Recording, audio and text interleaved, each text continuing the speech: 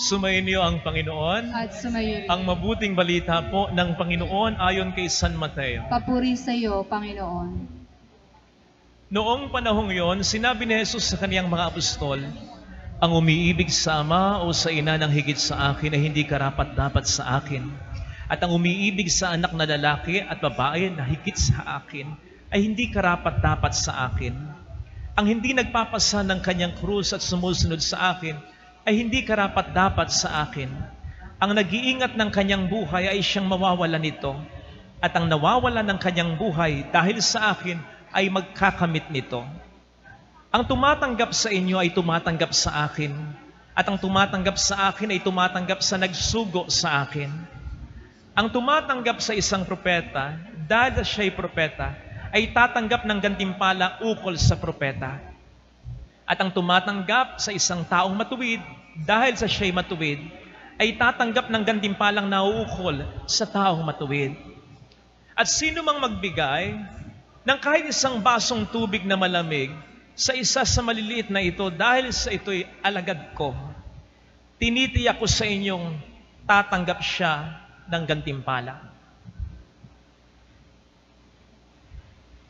Mga kapatid, ang mabuting balita ng Panginoon. Pinupuri ka namin, Panginoong Hesukristo. Muli po, magandang hapon. Narinig po natin sa ating ebanghelyo ngayong araw na ito. Ang sabi ng ating Panginoon, ang sino mang magmahal sa ama, sa ina, sa anak na lalaki at sa anak na babae, nang higit sa akin na hindi karapat-dapat sa akin. And so, obviously, Jesus wants to become first in our lives. Wala naman tayong problema dito, right? Wala pa naman po akong naranasan na nagprotesta dyan sa labas ng simbahan sa tabi ng tableta ng 10 kautusan at nagsabi, ipahin natin ang pagkakasunod-sunod. Yung first commandment na para sa Diyos, gawin natin pang-4. Yung pangalawang commandment na para pa rin sa Diyos, gawin natin pang-5. Huwag nating unahin ang Diyos. Huwag. Wala pa naman ganon. At kung meron man, ayaw din natin ito. Sapagkat maliwanag sa atin, God is God. He has no equal. Walang kapares ang Diyos. And so, we don't have much problem with that. Putting God first. Ang problema natin is more on keeping God first. Always first. Indeed, God is first. But to keep Him first, yun madalas ang mabigat. Doon tayo sumasablay madalas. Ako lang po magmula nung ako'y maging seminarista, nakapag-decide na ako na sa pagising sa umaga, pagdilat ng mata, ang una ko agad gagawin ay ang lumuhod at magdasal. Bago mag-breakfast, yes, bago mag-wash, bago mag-shower, bago mag-toothbrush, dasal muna. Bago mag-cellphone, siya muna. Pero may mga pagkakataon kahit nasanay na ako, sumasablay pa rin ako. Lalong-lalo na sa mga pagkakataon kung minsan, pagdilat ng mata ko, sakto, umilaw yung cellphone, may message, basa na. Ayun. Doon ko palang naalala, ako'y sumasablay, nakalilimot na. Ilan na nga rin ba sa atin ang ganon? Nangakong, Lord, una ka na sa buhay ko mula ngayon. Magbabago na ako. Magpapatawad na ako. Hihingi na ako ng tawad. Aalisin ko na ang bisyong ito. Ititigil ko na ito. Ang napako na madalas sa mga pangakong ito. Yung iba nga sa atin, kakadasal pa lang sa loob ng kwarto. Paglabas ng kwarto at may nakita ng hindi kaaya-aya, nagmumura na. Yung iba, kalalabas pa lang ng simbahan, may nakagirian na sa daan, magde-dirty finger na. Yung iba nga, nasa loob pa lang ng simbahan Batian pa lang ng kapayapaan. Peace be with you, peace be with you, peace be with you. Pagdating sa likod, nandun pala yung kinaiinisan, umirap ng ganon. At imbis na, peace be with you ang sabihin, ang ibinulong, rest in peace na sana. Bakit nga ba napakadaling to put God first?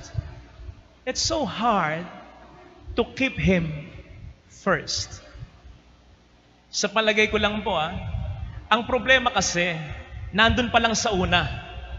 Nandun pa lang sa putting God first. Alam niyo kung bakit? Una, sometimes, kasi we put God first for something or for someone else. Mayroong sipi sa Biblia, Matthew 6 verse 33, nakabisado natin kapag kinakanta, Seek ye first the kingdom of God and His righteousness, and all these things shall be added unto you. Alleluia. Which unfortunately, ay ginagamit nating formula upang isang bagay ay ating makuha. Na para bang, Lord, yes, uunahin kita sa buhay ko para gumanda ang buhay ko. Uunahin kita sa buhay ko para maging okay ang relasyon ko. Uunahin kita sa buhay ko para maging maganda ang negosyo, ang trabaho ko. Uunahin kita sa buhay ko para dito, para sa kung sino. Kaya kung tutuusin, hindi talaga ang Diyos ang ating inuuna. Kapag ang katwiran natin ay ganyan lang talaga, kundi ginagamit lamang natin siya upang ang gusto natin ang siyang makuha. Yung gusto natin na makuha, yung unang-una talaga, ginagamit lamang natin siya. Hindi yan ang ibig sabihin ng Matthew 6:33. Pag sinabing putting God first, dapat siya ang lahat-lahat sa buhay natin. Yung bang sinasabi ni Santa Teresa, ang Diyos lamang ay dapat sapat na. Kumbaga, hindi na masyadong importante, makuha man natin o hindi ang ating gusto.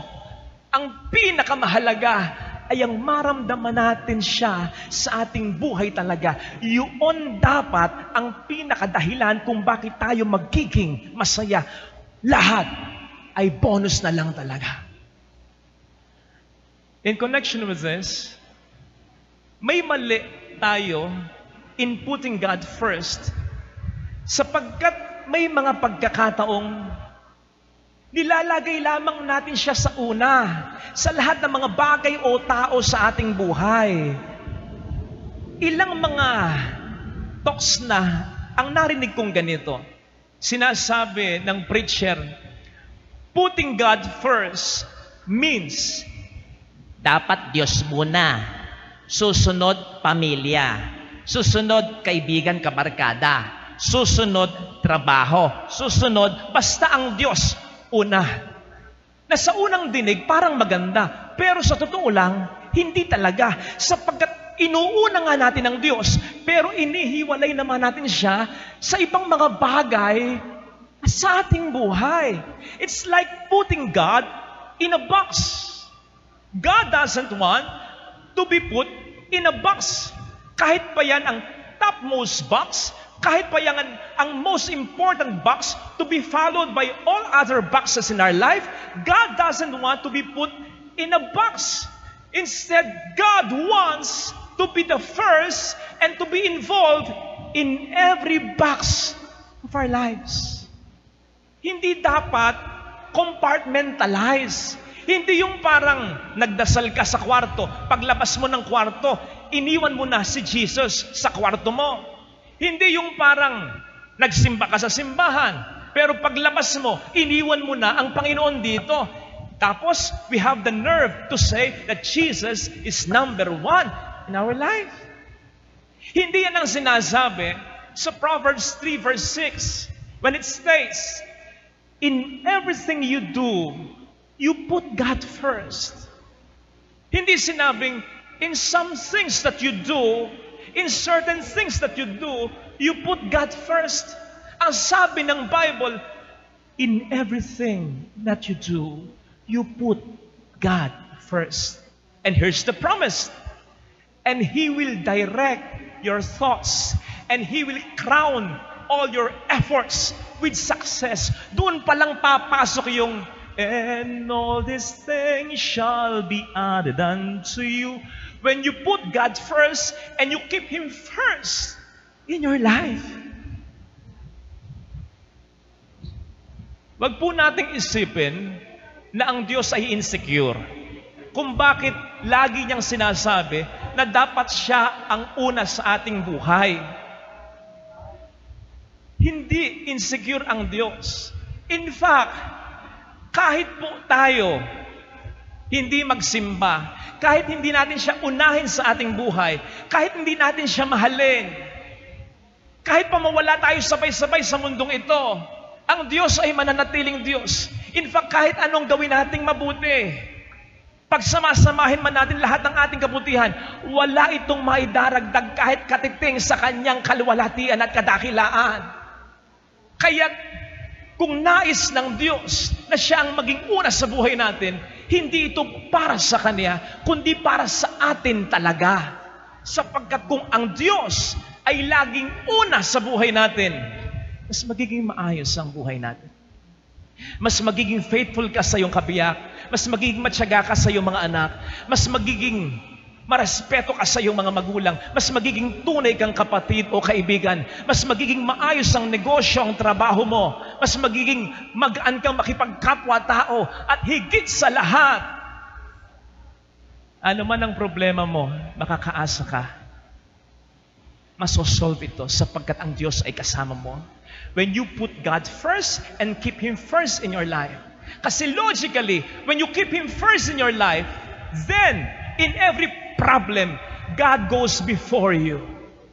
God will go before you.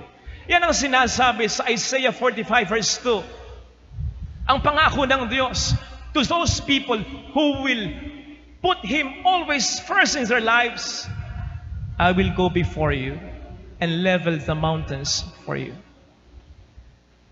Alam po ninyo ang isa sa mga tinatawag na salita o katawagang salita sa Biblia as regards God's power is dunamis. Dunamis. Dito nang galing yung salitang dinamita. Alam natin kung ano ang nagagawa ng dinamita. Lagyan mo ito ng mga dinamita. Dynamite can level this church to the ground. Ganun ang nagagawa ng dinamita. At yun ang pangako ng Diyos sa mga taong inuuna siyang lagi sa kanilang buhay. I will go before you. At gaano man kabundok o kalaki ang problema mo, papatagin ko. Hindi niya sinabing, bubutas tayo sa gitna para makadaan ka. Ang sabi ng Diyos, papatagin ko para sa iyo. That's extraordinary. That's way beyond what we can do. Kasi po pwede po nating isipin, alam nyo, pwede naman yata akong umunlad sa buhay. Kahit na hindi una lagi ang Diyos sa aking buhay. In fact, while speaking, pwedeng yung iba sa inyo, tinatamaan sa sinasabi ko, oo nga, tama si Father, God should always be first in my life. Pero bakit ganon? Parang okay lang naman ako, okay lang naman ang takbo ng buhay ko, kumakain ako 3 beses ang araw, may merienda pa, okay lang naman yung kabuhayan ko, okay lang naman yung trabaho ko, okay lang naman yung pamilya ko. Pwede nating sabihin ganun eh. Pero kapatid, tandaan mo, ang plano ng Diyos para sa iyo ay hindi sa level na okay lang. God wants what is best for you. Ako lang po, nag-celebrate ako ng birthday ko kamakailan at ng anniversary ko rin kamakailan. Marami pong blessings na natanggap sa buhay ang inyong lingkod. At kahit pa paano, may mga mabubuti rin naman ako nagagawa. Pero alam po ninyo, naisip ko, nung mag-birthday ako at nang mag-celebrate ako ng anniversary ko, nung nakaraang Mayo, kung mas naging mabuting tao ako, kung mas nagpakabuting pari ako sa mga nakaraang taon ng buhay ko, mas marami sanang blessings. Mas the best sana ang mga nagawa ko. In connection with this po, pwede mo sabihin, oo nga, hindi number 1 ang Diyos sa buhay ko. Pero, nakararaos naman ako sa mga problema ko. Tama. Pero tandaan mo kapatid, hindi lang yan ang magiging problema mo. Habang tayo nabubuhay, hindi mawawala ang problema. Anong malay mo? Merong isang kakaiba at nakakikilabot na problemang nakaambas sa iyo na hindi mo makakayanan talaga kung wala ang Diyos sa buhay mo. May mga bisita ako dito, nawala ng asawa, asawang lagi niyang kasama. Sigurado ko kung wala ang Diyos sa buhay niya, baliw na yan. Baliw na yan. Iba ang nagagawa kapag nasa puso mo ang Diyos. Kasi kahit anong mawala sa'yo, yung lumikha ng puwang sa buhay mo, walang ibang makakapuno niyan, kundi ang Diyos lang. And so, if we want to turn our lives from okay lang to what is best for you, from the things we cannot do to the things we can do in Christ, from ordinary to extraordinary, we put God first and we always keep Him first. Sabi nga, ang ibig sabihin daw ng unlad, unahin natin lagi ang Diyos. Hindi lamang po ito sa negosyo. Kung gusto nating umunlad sa pakikipagkapwa-tao, sa anumang area ng buhay natin, unlad, unahin natin lagi ang Diyos. Ito sana ang biyayang hilingin natin sa misang ito. Amen.